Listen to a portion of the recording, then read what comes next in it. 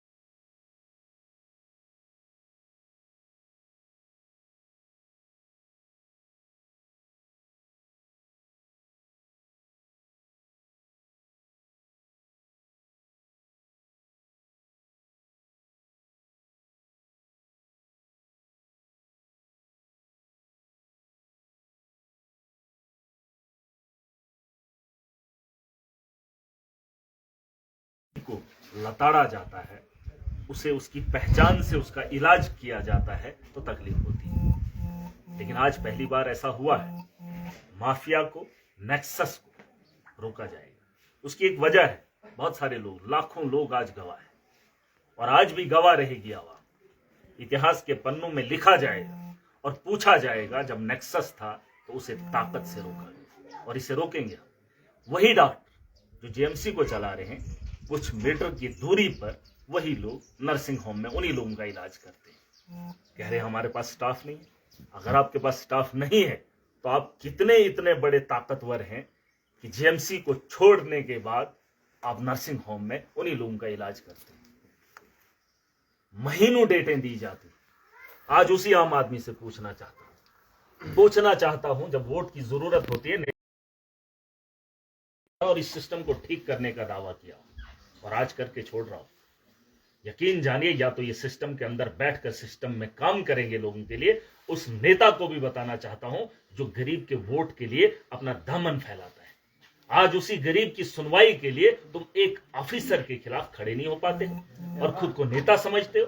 जिस नेक्सस को तुमने चलाया उसे मैं बंद करने जा रहा हूं। और आज इन्होंने अपना तामझाम बुना है। इनको लगता है कि हम इनके डर से डर जाएंगे और इनको नेक्सस चलाने देंगे। एक दो आदमी लाखों पे भारी पड़ रहा है, पूरा सिस्टम इनके साथ खड़ा है। एक लड़की का कत्ल होता है, कह रहा है कि वो ये मजाक कर रही है, ये ऐसे ही पागलपन कर रही है, इसको कुछ नहीं होगा और उसकी जान चली जाती है। कौन करेगा कार्रवाई? अगर हम जानू का नजराना ऐसे ही देखते रहे तो पता नहीं कितने लोगों की मौत ऐसे ही हो जाएगी। आज इस नेक्सस को बंद करने जा रहा हूं। लोगों का गुस्सा, कहते हैं महराज बदतमीजी से आता, इथिक्स नहीं है इसमें। अरे तुम्हारे इथिक्स नहीं है, तुम कोट नहीं पहन रहे हो, क्यों नहीं पहनोगे? मैंने बार बार कहा कि तुमको बताया गया है पहनने के लिए और 8 महीने से लगातार बोल रहा हूं। आज तुम्हें बड़े तमीज की बात हो रही, तुम्हारा एमएलए ऐसा है, तुम्हारा एमएलए वैसा है। अरे जब मैं तुम्हें कह रहा हूं कि सिस्टम में रहकर सिस्टम से काम करो, तुम तो नाम पता लेने के बाद उसका अल्ट्रासाउंड करते हो। तुम गरीब की बात करते हो, गरीब जब भी तुम्हारे पास आता है तो जेब लुटवाने में उसकी मदद करते हो और उसमें आधा हिस्सा तुम्हारा। और नेता, भाजपा के लोग इस वक्त क्या किया तुम लोगों ने? अरे बीजेपी के लोग मुझे कहें कि किस हिंदू का इलाज यहां पर मुफ्त में होता है, किस तर्ज पे उनका विवाह वहां पर होता है। आज ये अखाड़ा इन्होंने बनाया कुछ लोग, ये तुमने नेक्सस चलाया है और एक आदमी का परिवार पालने के लिए नर्सिंग होम को प्रमोट करो ना। गवर्नमेंट हॉस्पिटल की बात हो रही और यहां पर पूरी ताकत लगाई जाती है और भाजपा अपना अखाड़ा साफ कर रही है, महाराज को रोकने की कोशिश हो रही है और गरीब को लूटने की है, गरीब को मारने की कोशिश, साजिशें रची जा रही।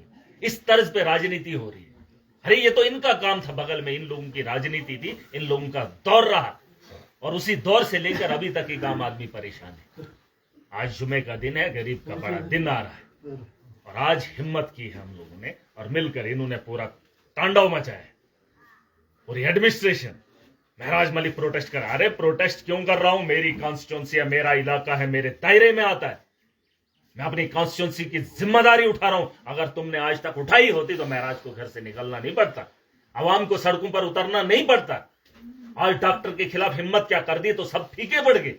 अरे यही काम तो बोला था तब, उन लोगों को रोकना था, लाखों लोगों को जरूरत ही नहीं थी। आज लाखों लोग अगर खड़े हैं, गवाह हैं, और कार्रवाई करने के लिए मुझे मांग, और मैंने कहा इनका बाप कौन है? गलत बोला? अरे जब इनको कोई पूछने वाला ही नहीं है, बताओ लाखों लोग एक तरफ से हैं और इन लोगों को पूछने वाला कोई नहीं है, पूरी दुनिया को रोकने के लिए पूरा तामझाम बना है। ये तरीका है इन लोगों का? ये एडमिनिस्ट्रेशन चला रहे हैं कि माफिया रन कर रहे हैं? मुझे बताओ, जहां 2 लोगों से काम लिया जा सकता है वहां लाखों लोगों को परेशान करने की क्या जरूरत? और आज पूरी पुलिस फोर्स लगाई है, जगह जगह महराज के खिलाफ कार्रवाई, और डर का माहौल बनाएंगे। ये कत्ल भी करे तो कोई पूछेगा नहीं, और ये ऐसा माहौल गरीबों के साथ होता रहेगा, और इनको पूछने वाला लगता था कि कोई नहीं है। इस बार बदली हुई, पहली बार गरीब ने एक आम आदमी को चुना है और एक ताकतवर को चुना है। ये मत समझना कि मैं कौन, मेरी ताकत, और ताकत का अंदाजा किससे लगाती है? पुलिस से, एडमिनिस्ट्रेशन से, FIR से। ताकत वो होती है जिसके साथ आवाम खड़ी होती है, जो आवाम की नुमाइंदगी करता है। इतिहास को पढ़ लेना, इतिहास के पन्नों को जब खोलोगे तो आवाम का प्यार दिखेगा तुम्हें, आवाम की ताकत तुम्हें दिखेगी। किताबों में लिखी हुई और सही और कलम को दबाकर किसी को दबाने के लिए जेल की सलाखों के अंदर कितना ही डाल दो, लेकिन वो डरने वाला नहीं होता है। उसके साथ आवाम की ताकत। अरे तुम तो आम आदमी को डरा रहे हो, कोई कार्रवाई नहीं। पिछले दिनों एक लड़की की मौत हुई, गुहार लगाई एडमिनिस्ट्रेशन से, लेकिन अभी तक कार्रवाई कर रहे। क्या कार्रवाई कर रहे? एक तो उन्हें अंदर कर दो, और एक आदमी जो कल की बात थी, उसकी आंख में दर्द था और उसकी आंख ही निकाल दी। ये वो डॉक्टर है, और कहेंगे हमने क्या किया? उसकी आंख को कौन लौटाएगा? अरे ऐसे कितने केसेस हैं जो अभी निकलेंगे, कितने ऐसे कत्ल हैं जो खुलेंगे। अरे कोई मार जाता है तो ये रिपोर्ट देते हैं, किसी को मारते हैं उसके पैसे भी खाते हैं। अरे किसी को पीटा जाता है ना, उसको डॉक्टरी चाहिए, 10,000 दे दो उसको सर्टिफिकेट, हाँ भाई मारा। कानून में बैठकर कानून का सौदागर है ये। और ये तामझाम जो तुम लोगों ने बुना है, इसको सिस्टम को ठीक करूंगा, जड़ से उखाड़ फेंकूंगा। और मैंने वादा किया अपनी आवाम से। ये बात अलग है कि तुम्हें लगता है, ये लगना छोड़ दे, क्योंकि हम वो लोग नहीं हैं। मैंने कहा मैं उस ताकत पे यकीन नहीं करता जिस ताकत के बल पर तुम एक आम आदमी की ख्वाहिशात को दबाते।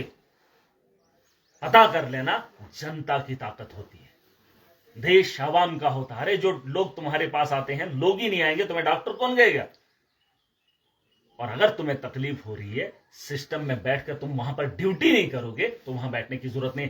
तुम्हें कोट पहनना पड़ेगा, वरना नौकरी छोड़नी पड़ेगी, तुम्हें नेम प्लेट लगानी पड़ेगी, वहां पर काम करना पड़ेगा।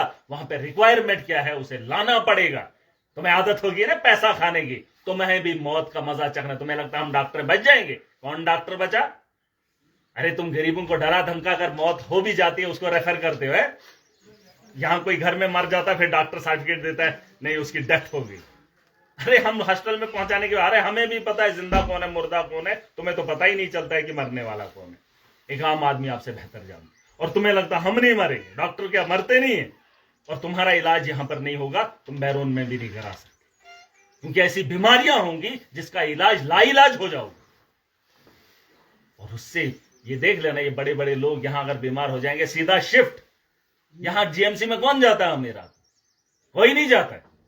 जीएमसी में एक आम आदमी जाता है जिसके वोट से ये लोग MLA बनते हैं, फिर एक आम आदमी पर कंट्रोल करने के लिए ताकत का इस्तेमाल करते हैं।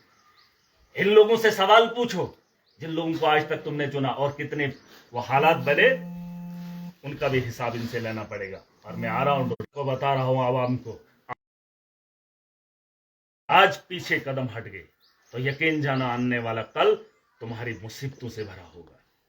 वरना मेरे अलावा भी MLA हैं, अरे बन गए क्या फर्क पड़ता है? 5 साल के लिए कोई नहीं निकाल पाएगा। आखिरी साल में चुनाव की सरगर्मियां होती हैं, और क्या होता है फिर? बस इस जाति को दे दो, उस धर्म के आदमी को दे दो, ताकि हम जीतें। अरे जीतने के बाद क्या कर रहे हो, वो सवाल पूछो इन लोगों से। और मैं आ रहा हूं, अपना वक्त है, अपना वक्त है, पूरा तामझाम भुना है। मैं आ रहा हूं आपके मुस्तकबिल के लिए, आपकी लड़ाई लड़ने के लिए। वरना एमएलए आप लोगों ने बना दिया था, हम भी आखिरी साल में आते, लेकिन जो वादा किया है उसे निभाने के लिए आ रहा हूं। और अभी इन लोगों ने पूरा तामझाम भुना है, पूरी पुलिस लगा दी है, डर का माहौल, ये डराएंगे की बेहतरी के लिए खड़ा हो और फिर तेरा डॉक्टरों को इसका मतलब क्या